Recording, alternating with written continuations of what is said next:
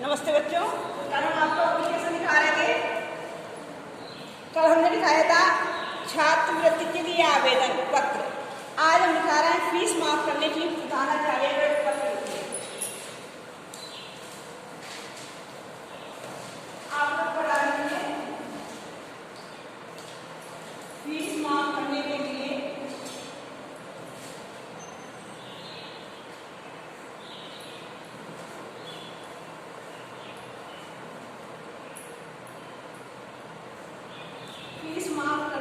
लिए प्रधानाचार्य को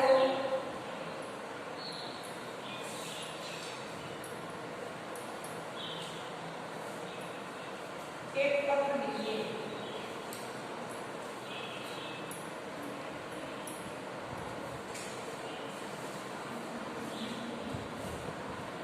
तो लिखिए आप ऊपर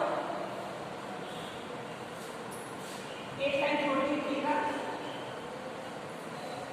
सेवा में श्रीमान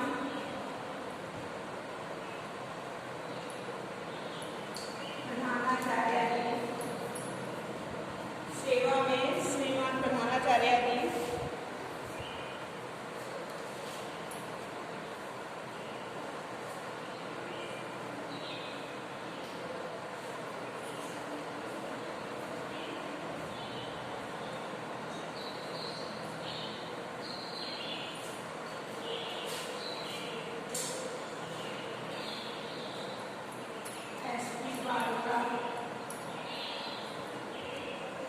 इंटर कॉलेज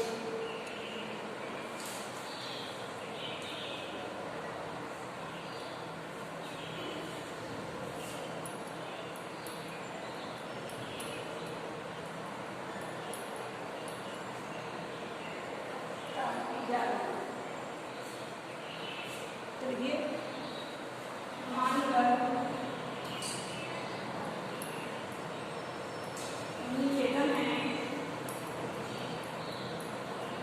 मानवर को एक लाइन लिखना, नीचे से लिखना है आपको। निवेदन है कि मैं एक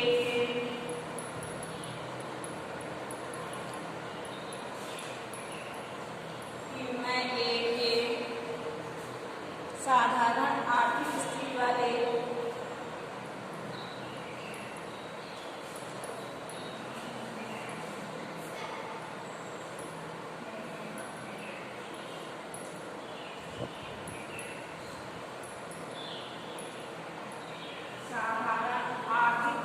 वाले परिवार की सदस्य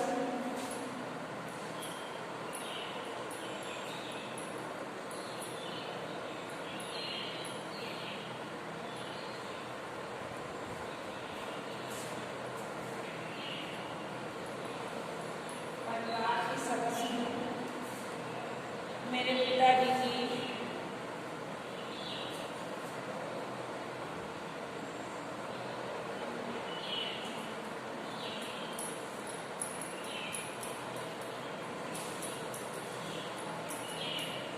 मासिक आय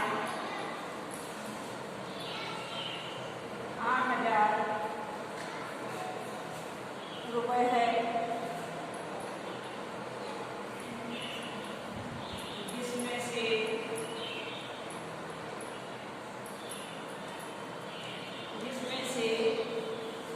1,500 रुपये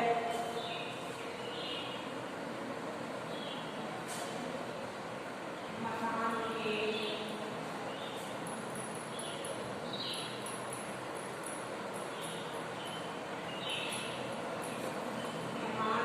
किराए पे निकल जाते हैं।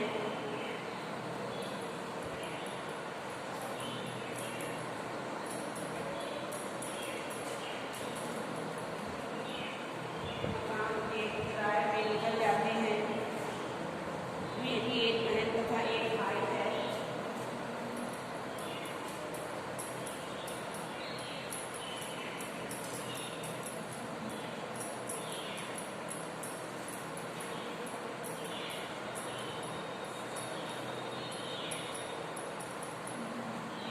तथा एक भाई है। वे दोनों ही स्कूल जाते हैं।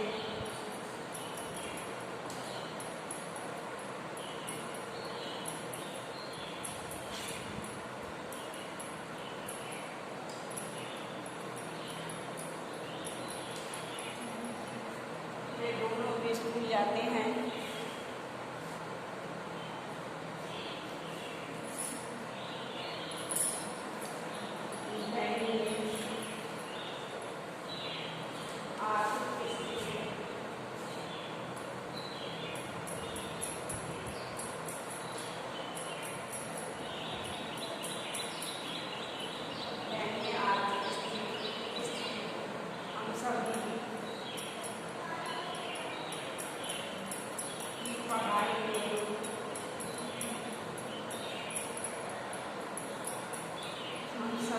पढ़ाई में बाधक है।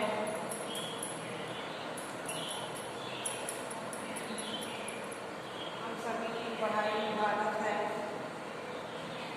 इस स्थिति में निवेदन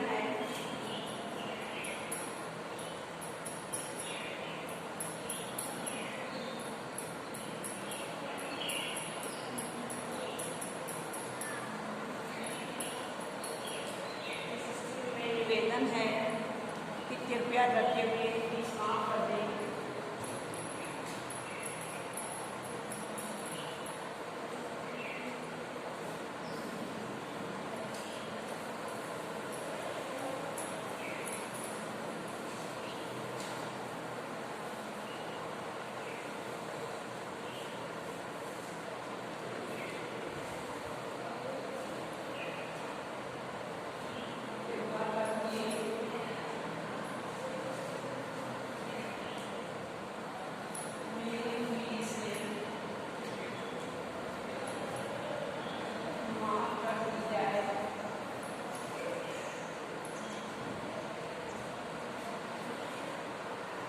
इससे मैं अपनी पढ़ाई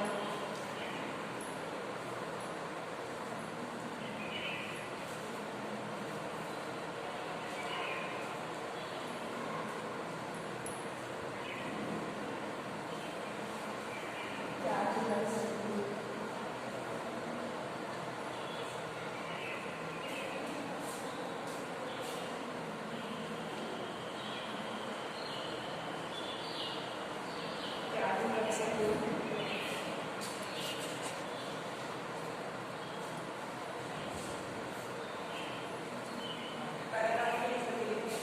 सूचना निवेदन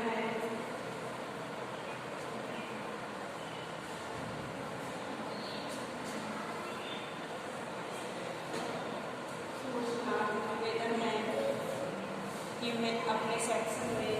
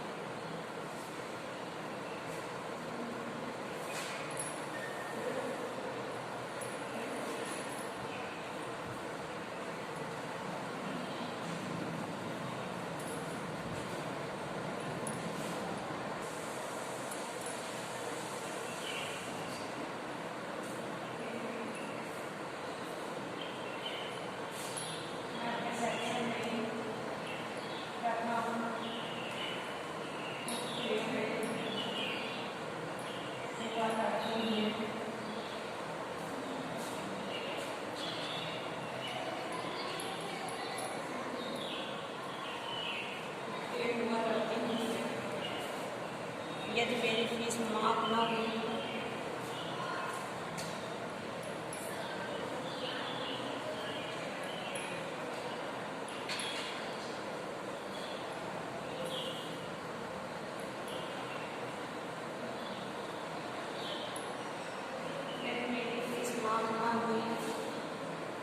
तो मेरे लिए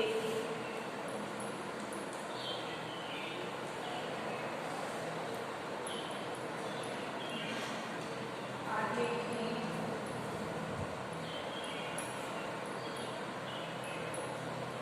पढ़ाई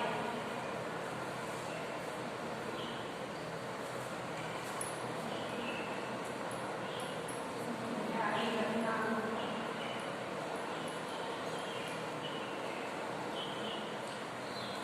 कठिन हो जाएगा।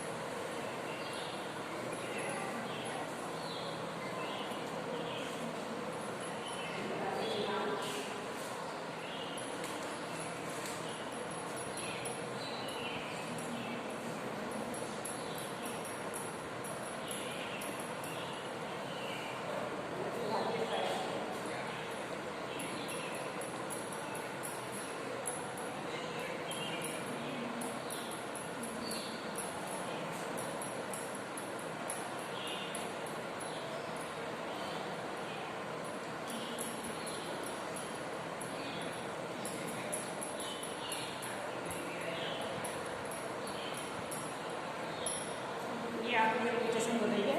अब हम आपको तीसरी एप्लीकेशन दिखा रहे हैं। देख लीजिए आप, ऊपर मैटर डालिए पहले।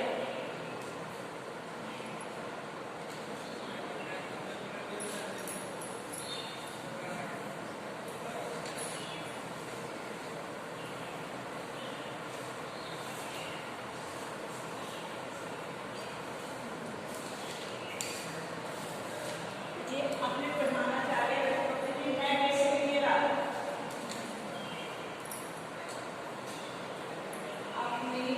प्रधानाचार्य को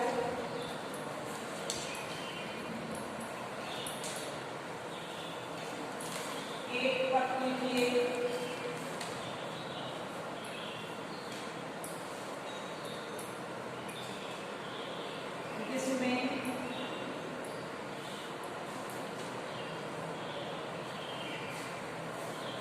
जिसमें कई महीने से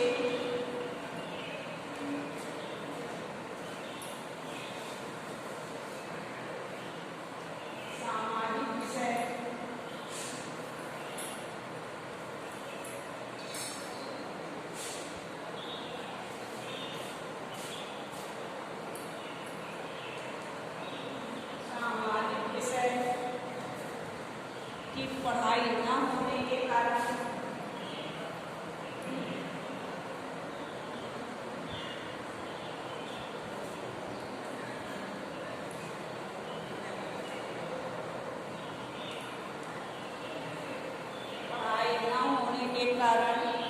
हो रही कठिनाई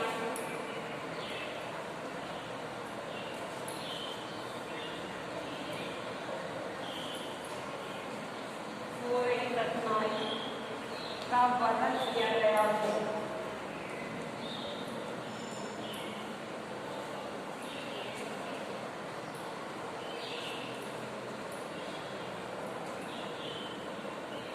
ये है इसका मैटर, शीर्षक था कि यहाँ पर आपकी किसी भी विषय की, जब सामाजिक विषय की पढ़ाई कोई भी आज सब्जेक्ट के लिए कहा जा सकता है, इसमें लिखा जा सकता है।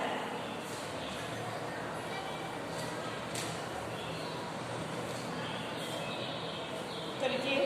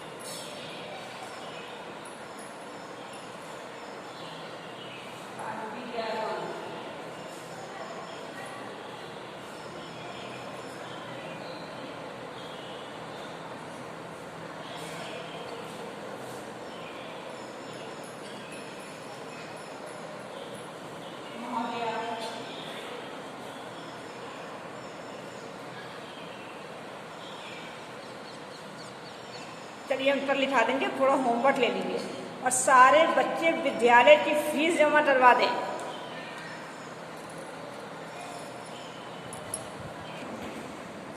होमवर्क देख लीजिए। सांप से पूछताछ करवा लेना मैं उस समय बड़ा काम समझता था, इसलिए जैसे ही हम दोनों कुएं की ओर से निकले कुएं में ढेला बेचना पूछताछ सुनने की प्रवृत्ति जागृत हो गई। हमने आपसे बताया था कि जब वह अपने गांव से स्कूल पढ़ने के लिए जाते थे तो बीच में जंगल पड़ता था और एक कुआं था जो कि सूखा था, उसमें पानी नहीं था और उसमें एक सांप रहता था। बच्चे ही होते ना, उन्हें भी खेलने की प्रवृत्ति ज़्यादा रहती है उनके अंदर, और वह भी जब उधर से निकले तो रोज का नियम था कि उस कुएं में ईंटा फेंकना था। आज भी उन्होंने यही किया, एक उठाया डेला और कुएं में डाल दिया, जिस कारण सांप जो था वह अपनी आवाज़ बोलता था। आज भी उनके अंदर वही भावना जागृत हुई और उसी कारण उन्होंने उसमें डेला फेंक दिया। लेकिन ये नहीं समझ पाए थे कि हवा भी चल रही थी और टोपी भी शायद उड़ते चली जाएगी, ये नहीं एहसास हो रहा था। मैं कुएं की ओर बढ़ा, छोटा भाई मेरे पीछे हो गया, बच्चा छोटा था, वो भी भैया छोटा था, वह उनके पीछे हो लिया।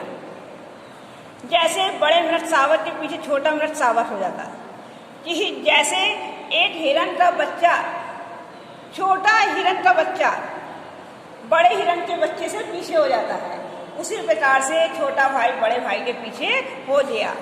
कुएं के किनारे से एक ढेला उठाया और उछलकर एक हाथ से टोपी उतारते हुए सांप पर ढेला गिरा दिया कि टोपी उतार ली। लेकिन ये एहसास नहीं हुआ कि टोपी के अंदर रखा क्या था, इस चीज़ का एहसास नहीं हुआ।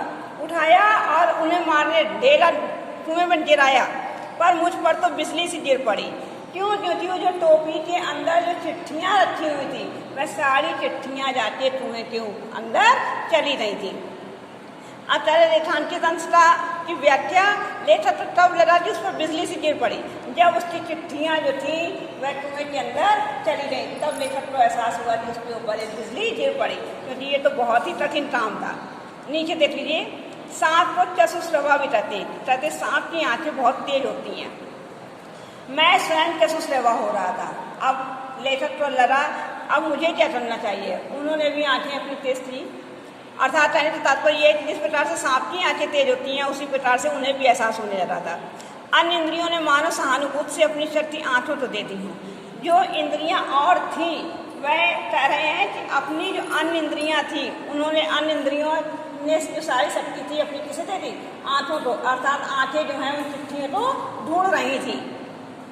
सांप के फन की ओर मेरी आंखें लगी हुई थी कि वह कब किस ओर को आत्मा करता है। इन्होंने क्या किया, सारी धोतियों को पहले उतारा जो बांधे हुए थे, एक पहने थे, एक चने की बंधी थी, एक कान में बंधी थी। इस तरह से 3 धोती अपनी और 3 भाई की धोती उतार के 6 धोती को बांध के ये धोती के द्वारा कुएं में उतरे। उस धोती को छोड़ा नहीं, पकड़े रहे और दीवार के सहारे से सांप के से और इनका जो था द्वंद्व होने लगा था। तो सांप के फन की ओर मेरी आंखें लगी हुई थी कि वह कब किस ओर से आत्मा करता है, और सांप ने मोहिनी सी डाल दी थी और सांप भी उसके ऊपर आत्मा करना चाहता था। शायद वह मेरे आत्मा की प्रतीक्षा में था, वह इंतजार कर रहा था, सांप भी इंतजार कर रहा था। पर जिस विचार और आशा को लेकर मैंने कुएं में घुसने की ठानी थी, वह तो आकाश को सुनता। कह रहे हैं कि जिस प्रकार से आकाश से फूल तोड़ना संभव नहीं है, उसी प्रकार से उस कुएं में सांप को मारना भी संभव नहीं हो रहा था, क्योंकि नीचे बहुत छोटी जगह पाई जा रही थी। और उन्होंने सोचा था, लेखक ये सोच के उतरा था कि हम उस डंडे से सांप को मार देंगे और सांप मर जाएगा और हम चिट्ठियाँ आसानी से उठा लेंगे। लेकिन नीचे जगह न होने के कारण वह सांप जो था पूरे कुएं में अपना डेरा डाले हुए बैठे हुआ था। मनुष्य का अनुमान और भावी योजनाएं कभी कभी कितनी मिथ्या और उल्टी निकलती हैं। विचार उसने यही बनाया था ना कि हम अपने डंडे से उसको मार देंगे और चिट्ठियां आसानी से उठा लेंगे, लेकिन जब वह नीचे उतर के वहाँ पे देखता है तो सारा जो उसने विचार किया था सब उल्टा हो जाता वहाँ पर। मुझे सांप का साक्षात होते ही अपनी योजना और आशा की असंभावना प्रतीत हो रही। जब उसने सांप को देखा कि वह तो फन उठाए पूरे कुएं में ही बैठा हुआ है, तो अब उसने जो विचार किया था वह असंभव दिखाई दे रहा था। डंडा चलाने के लिए स्थान ही नहीं था, इतनी सी भी जगह नहीं पाई जा रही थी कि डंडा भी चल सके। लाठी या डंडा चलाने के लिए काफ़ी स्थान चाहिए जिसमें वे घुमाए जा सकें, लेकिन वहाँ पर ऐसी जगह नहीं पाई जा रही थी। सांप को डंडे से दबाया जा सकता था, पर ऐसा करना मानो तोप के मोहरे पर खड़ा होना था कि सांप को डंडे से मार सकते थे, लेकिन वहाँ जगह न होने के कारण ऐसा नहीं हो पा रहा, संभव नहीं हो पा रहा था। यहाँ रेखांकित अंश की व्याख्या चक्षुस्रवा के नाम से कौन सा जीव जाना जाता है? सांप। ठीक है, आज के लिए इतना ही होमवर्क है, कल हम आगे पढ़ाएंगे। सारे बच्चे विद्यालय में फीस जमा करवा दें।